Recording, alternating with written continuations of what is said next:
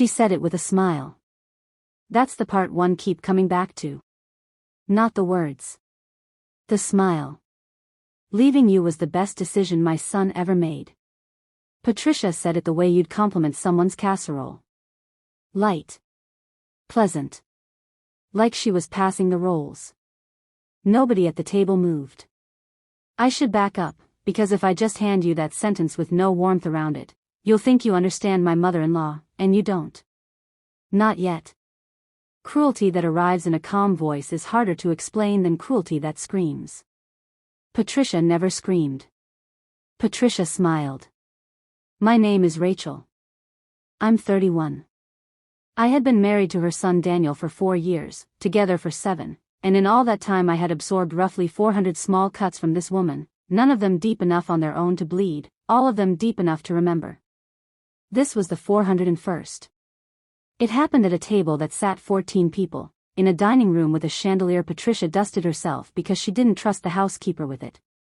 Daniel's sister Beth was there with her husband. Daniel's uncle Walt was there, half asleep already from the wine. Daniel's father Gerald was at the head of the table, the way he always was, saying almost nothing, the way he always did. And I was there, 8 days away from a due date, my hand resting on a stomach that held Daniel's daughter, listening to his mother tell the table that leaving me would be the best decision he ever made. I want you to sit with the timing of that. Not someday. Not hypothetically. She said it like it had already happened.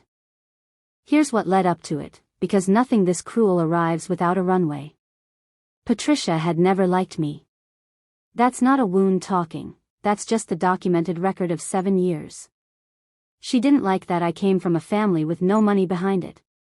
She didn't like that I worked, that I had opinions about how things should be done, that I didn't call her a mom, the way she'd once suggested I should, in a tone that made clear it wasn't really a suggestion.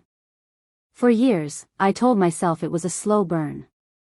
That she'd warm up. That time would do what time is supposed to do to mothers and the women their sons marry. Time did not do that. Instead, time gave her more material. A wedding she helped plan by overriding half my choices. A house Daniel and I bought that she walked through once and called cozy, in a tone that meant small. A pregnancy announcement she received by asking, in front of both our families, whether we'd really thought this through financially. Each cut was small enough to swallow. I swallowed a lot. Daniel knew some of it. Not all of it. That's a confession I have to make plainly, because it matters for what comes later. I had spent years editing my mother-in-law down to a manageable size before I handed her to my husband. She's just old-fashioned. She means well, she just says it wrong. I'm probably being sensitive. I told myself I was protecting our marriage. I was actually protecting her. That dinner was supposed to be ordinary. A Sunday gathering, the kind Patricia hosted monthly, less out of warmth and more out of the belief that a family that didn't assemble regularly under her roof was a family quietly failing. I almost didn't go. I was tired in the way only the last weeks of pregnancy make a person tired, bone deep, swollen ankled, breathless walking up a single flight of stairs. Daniel had offered, gently, to make an excuse for me. I told him no. I told him I didn't want to give his mother the satisfaction of thinking she'd worn me down. I want you to remember that I said that. Because 4 hours later, I would understand exactly how much more she had left to give. Dinner started normally enough. Patricia's normal, which is to say a performance of warmth with cruelty stitched carefully into the lining. She asked about the nursery. She asked, with a small laugh, whether we'd settled on a name, in a tone implying our choice was provisional, up for review. I answered everything with the flat politeness I'd perfected over 7 years. Daniel reached under the table at one point and found my hand. That's the last normal thing I remember from that night. It started with the gravy boat. Beth asked Patricia to pass it. Patricia, mid-pour for herself, set it down a little too hard, a little too close to my side of the table, close enough that it tipped, barely, just a few drops, onto the white tablecloth near my plate. "Oh," Patricia said. "Careful, Rachel." As if I had caused it. I said nothing. I dabbed at the small stain with my napkin. Daniel started to say something. I felt him inhale beside me, the particular inhale that meant he was about to defend me, and I squeezed his hand under the table. Not tonight. Not in front of everyone. Let it go. I had said that sentence to him, in one form or another, for 7 years. Patricia watched the exchange. Watched my hand on his. Watched him settle back into silence at my signal. And something in her face changed. I didn't understand it then. I understand it now. She wasn't looking at a small gravy stain. She was looking at proof, in her mind, evidence she'd been collecting for years, that her son had become a man who took direction from his wife instead of standing up for himself. A man who'd been, in her words she'd use later that same year, managed. She set down her fork. You know, she said, to the table generally, though her eyes stayed on me, I had a dream about you the other night, Daniel. Gerald, at the head of the table, looked up from his plate for the first time all evening. Something in his posture shifted, small, but I caught it. He knew his wife's voice when it was loading something. What kind of dream, Mom? Beth asked, already wary. I dreamed you'd left her, Patricia said, still smiling, still pleasant, still passing the roles casual. And it was the best decision you ever made. She said it exactly like that. Future tense dressed up as memory. As if she'd already lived in a version of this family where I didn't exist, and liked it there so much she wanted to describe the scenery. Nobody at the table moved. I felt the air leave the room the way it leaves a tire, not a pop, a slow hiss, pressure dropping until everything sags. Beth's fork stopped halfway to her mouth. Walt, who I'd thought was nearly asleep, was suddenly very awake, eyes darting between his sister-in-law and his nephew.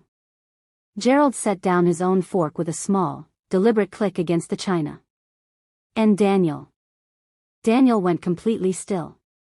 I want to describe that stillness precisely, because it is the single image I will carry out of that house for the rest of my life. Not Patricia's smile. Not the gravy stain. Daniel, beside me, every muscle in his body locked, his jaw working once, twice, like he was chewing on something that wouldn't go down. For a moment, one terrible, suspended moment, 8 days from giving birth to his child, I genuinely did not know what he was going to do. I had spent 7 years training him toward peace. Toward letting things go. Toward not embarrassing his mother in front of family. I had, without meaning to, built the exact silence his mother had just used as a weapon. Patricia, Gerald said quietly. It wasn't loud. It was the first time I had heard him use that particular tone, the tone of a man drawing a line he rarely drew. That's enough. I'm just saying what I dreamed, Gerald, Patricia said, lighter now, almost delighted at the reaction she produced. It's not an insult. Dreams aren't insults. It's an insult, Beth said. Quiet. Stunned. Her husband's hand had found her arm. I sat there with my hand on my stomach, feeling my daughter shift inside me. She did that when I was stressed, a small rolling pressure under my ribs, as if she could feel everything I felt, and I waited for someone, anyone, to say my name. For a moment, nobody did. Then Daniel spoke. Quiet. Even. Aimed at no one but his mother. Say that again. Patricia blinked, recalibrating, sensing maybe for the first time that the room had tilted somewhere she hadn't planned for. Daniel, I only meant. Say it again, he said. Exactly how you said it. The dining room had gone fully silent. Even Walt's wine glass seemed to be holding its breath. Patricia's mouth opened. Closed. Opened again. That was the moment I understood something had cracked that wasn't going back together by dessert. She didn't say it again. She didn't have to. The words were already sitting in the middle of the table like a dropped plate, and everyone present had heard the original clearly enough to remember it for the rest of their lives. I think, Patricia said instead, recovering some of her composure, smoothing her napkin in her lap with exaggerated calm, that everyone is being a little dramatic. It was a joke. You don't joke about leaving your pregnant wife, Daniel said. Not even in a dream. Not at this table. I was talking about you leaving her, Patricia said. Not the other way around. I would think you'd be relieved someone in this family is finally honest about. About what? Daniel's voice didn't rise. That was the thing about my husband that night. He never once raised his voice, and somehow that made every word land harder. Finish the sentence, Mom. Honest about what? I watched my mother-in-law search for an exit and find none. About the fact that this marriage has changed you, she said finally, and now there was no smile left at all, just something older and angrier underneath it, something that had probably been sitting there since the day Daniel first brought me home. You used to have a spine, Daniel. Now you just, she gestured at me, at my hands still resting under his on the table, at the whole shape of the life I'd built with her son. You just fold. Every single time. The cruelty of it was almost impressive in its precision. She wasn't attacking me directly anymore. She was attacking the version of her son who loved me. I felt the baby shift again. I felt Daniel's hand tighten around mine, not in warning this time, but in something closer to anchor. And then he stood up. 5 minutes. That's how long it had been since the words first left her mouth. 5 minutes between leaving you was the best decision my son ever made and my husband pushing his chair back from his mother's table, the legs scraping hard against hardwood, loud in a room that had gone otherwise silent. He didn't slam anything. He didn't raise his voice even now. He looked at his mother for a long moment. We're leaving, he said. Nobody moved for a second. Then Beth started to cry, quietly, into her napkin, and that small sound seemed to break whatever spell had been holding the rest of the table frozen. Daniel, sit down, Patricia said, her voice climbing for the first time all evening, the calm finally cracking. You're being ridiculous. It was a dream. I can't control what I dream. You can control what you say out loud at a dinner table with your 8 months pregnant daughter-in-law sitting 2 feet away from you, Daniel said. You chose to say it. You chose the timing. You watched her face while you did it. I hadn't realized, until he said it, that he'd been watching mine too.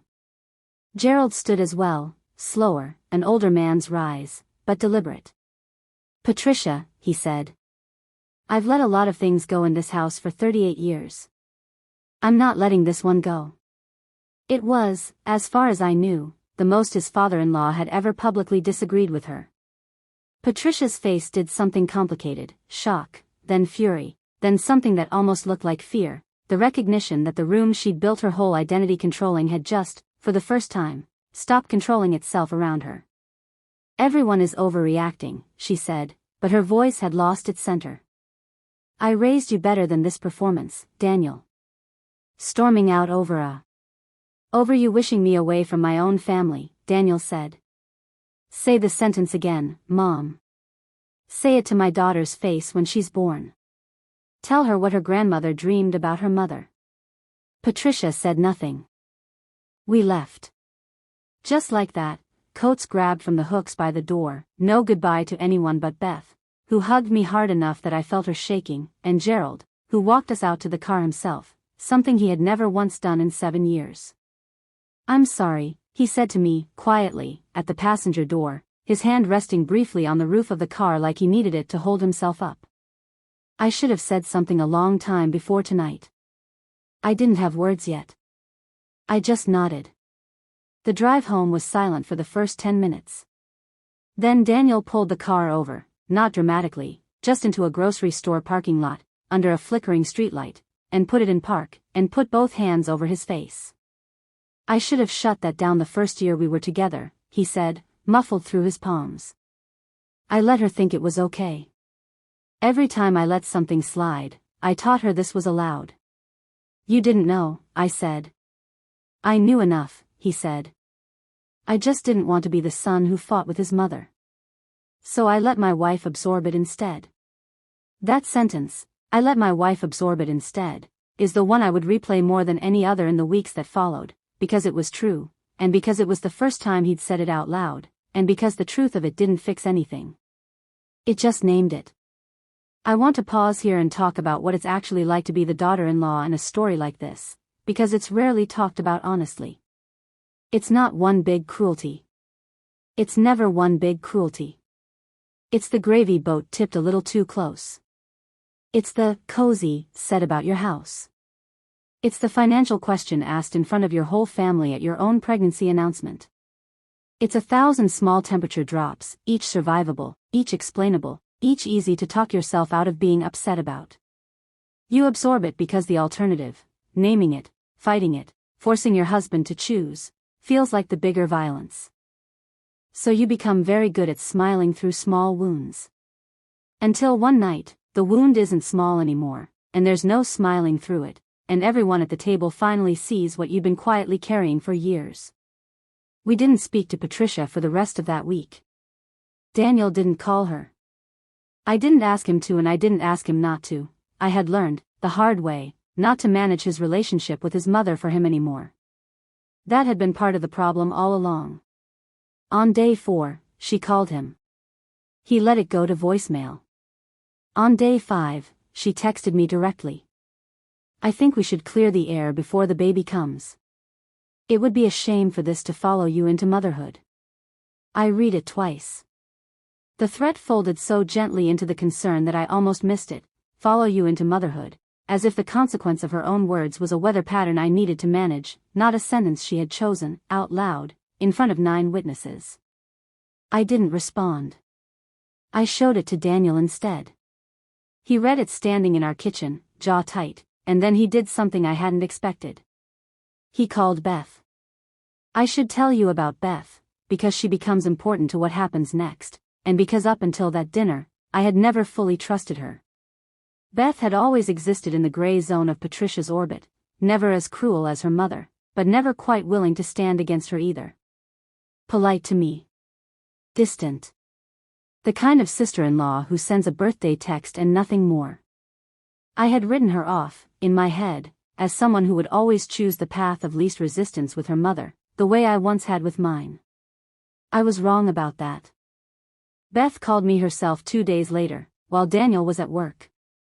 I almost didn't answer, unfamiliar feeling, talking to her without him in the room, like meeting someone for the first time after years of only seeing them through glass.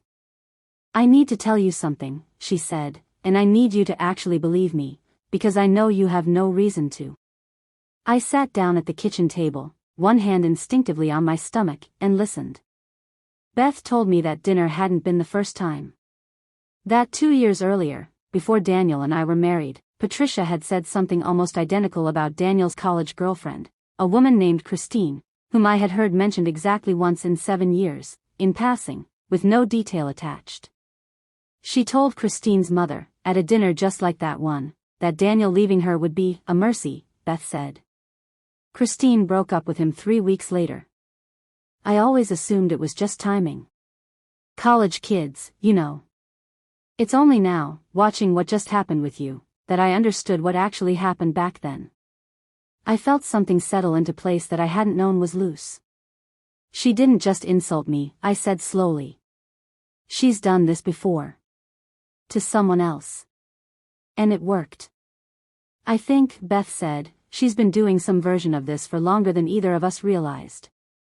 I think she does it to anyone who gets close enough to take a son away from her. I was the daughter. I didn't count the same way. There's a particular kind of grief in learning that your own pain has a pattern, a precedent, a prior victim. Part of you wants it to be unique, wants to believe you were singled out for some specific failing of your own, because at least then it's something you could have controlled. Discovering it's a pattern is worse and better at the same time. Worse because it means the cruelty was never really about you. Better, for exactly the same reason. I asked Beth why she hadn't said anything before, about Christine, about any of it. There was a long pause on the line. Because saying it out loud means admitting I watched it happen and didn't stop it, she said. Twice now. I didn't want to be the kind of person who watches this happen twice. That was Thursday. Friday changed everything. Daniel came home from work early, which he never did, and found me in the kitchen with my laptop open, a half-written email to Patricia sitting unsent in the drafts folder, something I'd started 3 times and abandoned 3 times, unsure if I even wanted to engage with her at all. I talked to my dad today, he said. I closed the laptop. He told me something, Daniel continued, sitting down across from me, his voice careful in a way that made my stomach tighten before he'd said another word. About the dream comment. About why she said it that specific way, at that specific dinner. I waited. She's been planning to ask you, specifically, to sign something, he said. Before the baby's born. A kind of agreement. About custody arrangements if Daniel and I ever split. Visitation guarantees for her. Holiday splits weighted in her favor. My dad found drafts of it in her home office 2 weeks ago. I sat very still. She brought up leaving you at dinner, Daniel said, because she was testing the ground. Seeing how I'd react to the idea of us splitting, gauging whether I'd push back or just absorb it the way I always have. If I'd folded, if I'd laughed it off, the way I usually do, I think she was going to bring the agreement to us within the month. Frame it as, just being prepared. Grandparents' rights. That kind of thing. I want to be honest about what I felt in that moment, because it wasn't what I expected to feel. It wasn't even anger, not at first.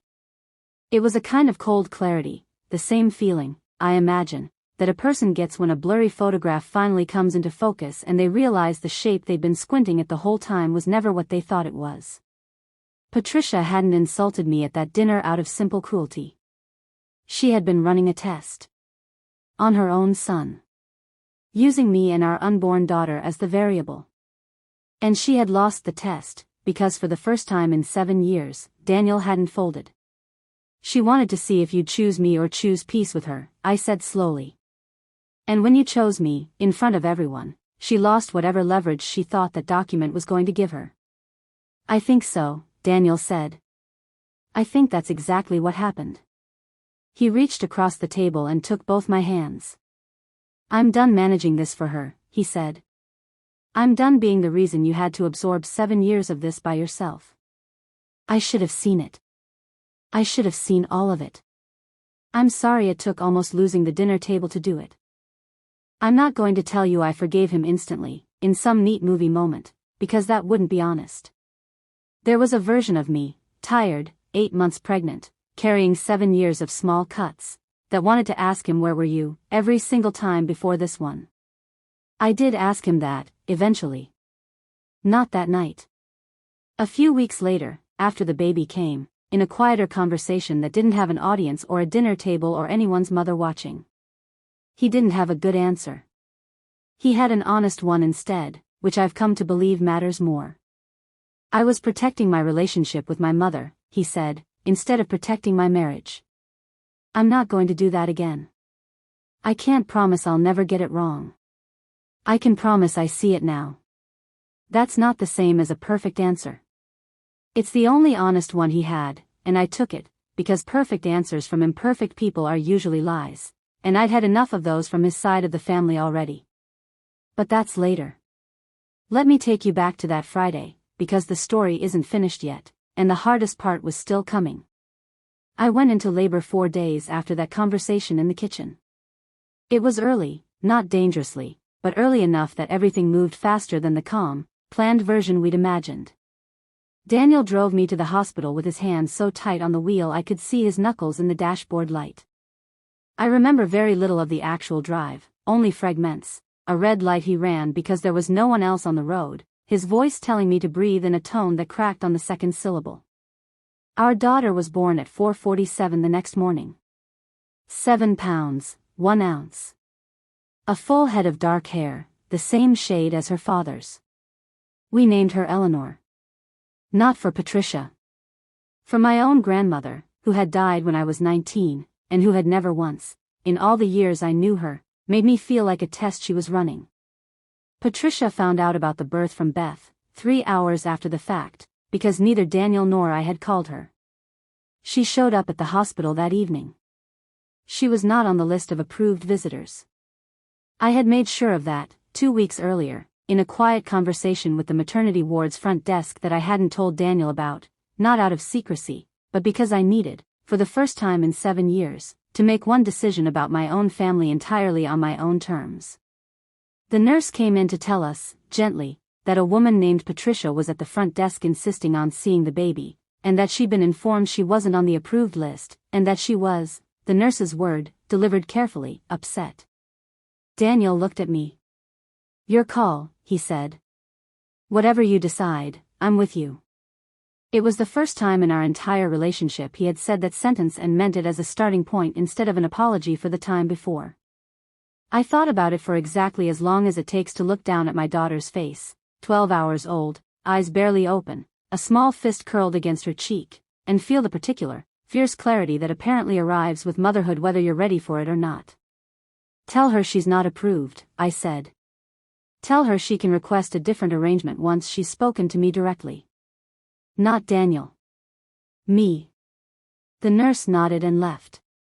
What I learned later, from Beth, who'd come up separately and witnessed part of it from the hallway, was that Patricia did not take this quietly.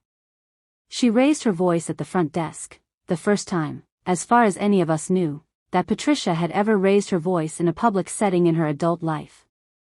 She used words like outrageous and grandmother's rights and "you'll regret this," loud enough that a security guard began moving toward the desk, loud enough that 2 other families in the waiting area looked up from their own quiet vigils. It was, Beth told me, the single most undignified anyone in that family had ever seen Patricia behave. The woman who built her entire identity on composure, on the performance of warmth delivered with a smile, lost all of it in a hospital waiting room over a list she wasn't on. She left, eventually, after the security guard asked her to lower her voice or leave the premises. Gerald, who had come separately and arrived just as it was ending, told Daniel later that he'd never seen his wife look smaller than she did walking back to the car that night. "For 38 years, Gerald said, I thought her control was strength. I watched her lose it over a hospital waiting room, and I finally understood it was never strength. It was just fear with very good posture." I think about that line more than almost anything else from this whole story. Fear with very good posture. It explained the gravy boat. It explained cozy. It explained the dreams she'd announced like a forecast, the agreement drafted in a home office, the entire architecture of a woman who needed to control the people closest to her son because somewhere underneath all of it, she was terrified of losing him completely. She lost him anyway. Not because we took him from her. Because she never learned how to hold on without a fist. I want to tell you the next part plainly, because I don't want to oversell what happened, and I don't want to undersell it either. This is not a story where Patricia showed up months later, transformed, asking forgiveness, and everyone hugged at Eleanor's first birthday party while music swelled somewhere off camera. That's not what happened. That's not usually what happens. What happened instead was slower, and stranger, and more honest than that. Daniel did not cut his mother off completely. I want to be clear about that, because I know some of you watching this might expect, might even want, a clean, final severing. That's not what he chose, and after a lot of conversations, late at night, in the exhausted blur of those first newborn weeks, I understood why, even when I didn't fully agree with it. "She's still my mother," he said. "I can hold both things. I can refuse to let her near my wife and my daughter the way she's used to being near them, and I can still answer the phone when she calls. Those aren't contradictions. They're boundaries." I had spent 7 years not knowing the difference between those two things myself. Watching him learn it in real time, imperfectly, was its own strange kind of healing. Patricia called 3 weeks after Eleanor was born. Daniel answered, on speaker, with my permission, sitting beside me on the couch while I nursed our daughter. I'm not going to give you the whole conversation. Some of it isn't mine to hand over, even now, even in a story that's already this honest. But I'll give you the part that mattered. "I want to see my granddaughter," Patricia said. Her voice had none of its old polish. It sounded, for the first time I could remember, genuinely uncertain. "You will," Daniel said. "On our terms. Not yours. That means no unannounced visits, no comments about Rachel in front of Eleanor, ever, and no more tests, Mom. I know what the agreement was for. Dad told me. If you ever bring something like that near my family again, this conversation we're having right now will be the last one." Silence on the line. "That's fair," Patricia said finally. It was the first time, in 7 years, I had ever heard her say that word about anything involving me. I won't tell you it stayed easy. Boundaries like that get tested, slowly, in small ways, a comment here, a guilt-laced text there, the old habits dying the way old habits do, in fits and relapses rather than one clean break. There have been visits since then that went well. There have been a few that didn't, that ended early, that Daniel handled the way he should have been handling things for years, by standing up, by saying the sentence out loud instead of asking me to absorb it quietly later in the car. What changed wasn't Patricia, not fundamentally. People like her rarely transform all at once, if they transform at all. What changed was the distance between her words and our reaction to them. The 5 minutes it used to take me, swallowing things at a dinner table, became 0 minutes for Daniel, the moment he finally understood what his silence had been costing. I think about Beth a lot, too, since that night. About what it cost her to make that phone call, to admit she'd watched the same pattern happen to someone else and said nothing. We're closer now than we were in 7 years of polite distance, not because of some big dramatic bonding moment, but because she chose, once, to tell the truth at a cost to herself, and I have never forgotten that. She's Eleanor's favorite aunt already. She comes over on Sundays now, not Patricia's Sundays, ours, the ones we host ourselves, in our own dining room, at a table where nobody has ever once tipped a gravy boat on purpose. There is no clean bow on this story. I want to be honest about that, because I think too many of these stories promise an ending that doesn't actually exist for most people living through something like this. Patricia did not get destroyed. She did not get publicly humiliated beyond that one hospital waiting room, and even that wasn't something we orchestrated. It was simply the natural result of a woman encountering, for the first time, a boundary she couldn't smile her way through. She still calls. She still, occasionally, says something that makes my jaw tighten.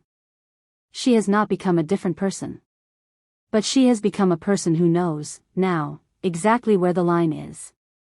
And the people standing on this side of that line, Daniel, Eleanor, Beth, me, are no longer available to be tested. That's not everything. It's not the complete justice some of you might have wanted for me, watching this unfold. But it's real. And it's mine. And some weeks, when Eleanor falls asleep on my chest in the quiet of our own house, at our own table, I think that might be enough. 5 minutes. That's how long it took, that night, between the worst sentence anyone has ever said to me, and my husband finally standing up. I used to think I was waiting for an apology. I understand now I was only ever waiting for him to stand. If you've been on the receiving end of a sentence like that, said with a smile, dressed up as a joke, aimed at the quiet places where you can't easily defend yourself, I hope this story found you at the right time. I don't think every story like this ends with a perfect, public reckoning. Mine didn't. What I got instead was smaller and, somehow, sturdier, a husband who finally stood up, a sister-in-law who finally told the truth, and a daughter who will never have to learn, the way I did, how to smile through a wound at someone else's table. I'd love to know, if you've ever heard something cross that line at a family dinner, what did you do? Did you wait, the way I did, for someone else to say something first? Or did you find your own 5 minutes? Tell me in the comments. I read every one of them. If this story meant something to you, consider subscribing. There's another one waiting next day. Thank you for sitting with me through this one.